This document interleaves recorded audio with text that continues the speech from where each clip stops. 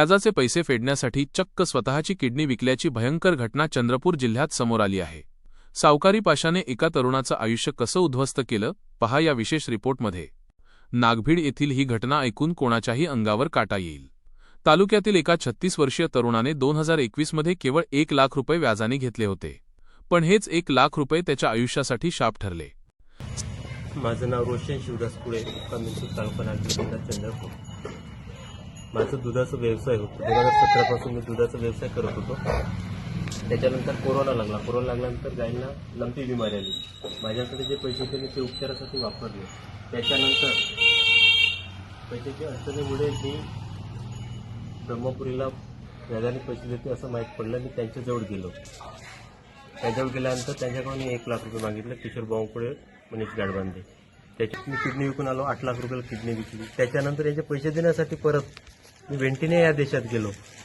Kidney विकली मी 8 लाख रुपयाला kidney विकली। सावकाराने 20% व्याज आणि दिवसाला 5,000 रुपये पेनल्टीचा असा काही विळखा घातला की 1 लाखाच्या बदल्यात सावकारांनी या तरुणाकडून आतापर्यंत 48,53,000 रुपये वसूल केले। ही अवाढव्य रक्कम उभी करण्यासाठी या तरुणाला चक्क कंबोडिया देशात जाऊन आपली स्वतःची किडनी विकावी लागली। धमक्या आणि मानसिक छळाला कंटाळून अखेर तरुणानं पोलीस स्टेशन गाठलं। ब्रह्मपुरी पोलिसांनी तात्काळ कारवाई करत किशोर बावनकुळे, लक्ष्मण उरकुडे, प्रदीप बावनकुळे, संजय बल्लारपुरे आणि सत्यवान बोरकर अशा 5 आरोपींना बेड्या ठोकल्या आहेत, तर मनीष घाटबांधे फरार आहे। आरोपींवर विविध कलमान्वये गुन्हे दाखल करण्यात आले आहेत। कंप्लेनेंट रोशन कुले नाव व्यक्ती आमच्याकडे तक्रार घेऊन आला की आम्ही पैसे व्याजमध्ये घेतला होता आणि नंतर जे जास्त व्याज लावण्यामुळे आम्ही आमच्या किडनी विकलून आता आमच्या परिस्थिती चांगला नाही आहे, आम्हाला पैसे द्यावी म्हणून त्या अनुषंगाने आम्ही चौकशी लावलेला होता। त्या अनुषंगाने आजच्या दिवशी आमच्याकडे पुरावा भेटल्यानंतर आम्ही लगेच त्यांच्यावर आता गुन्हा दाखल करण्याची प्रक्रिया सुरू केलेला आहे।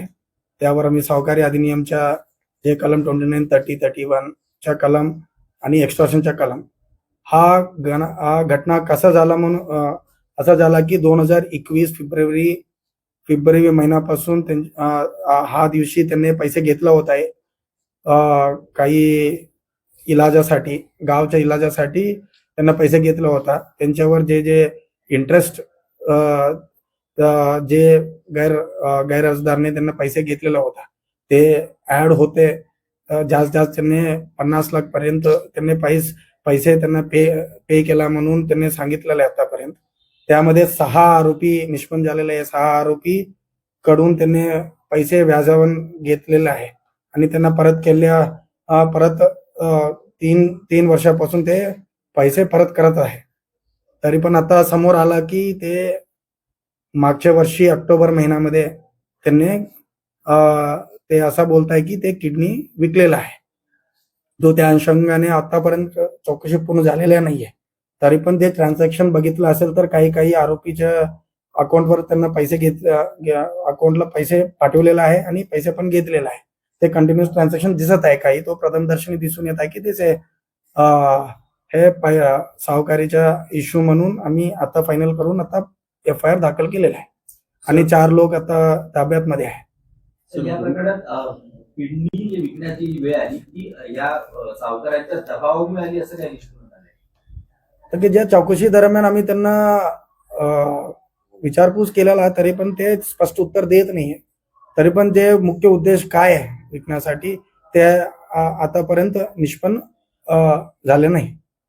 सर, गुन्हा जो नोंदवण्यात आलेला आहे तो सावकारीच्या संदर्भात आहे की किडनीच्या संदर्भात? ते सावकारीच्या संदर्भात गुन्हा होत आहे आणि किडनीच्या संदर्भात वेगळ्या गोष्टी आहे। त्यांच्या पण आम्ही चौकशी करून त्यांच्यावर कारवाई करणार आहे।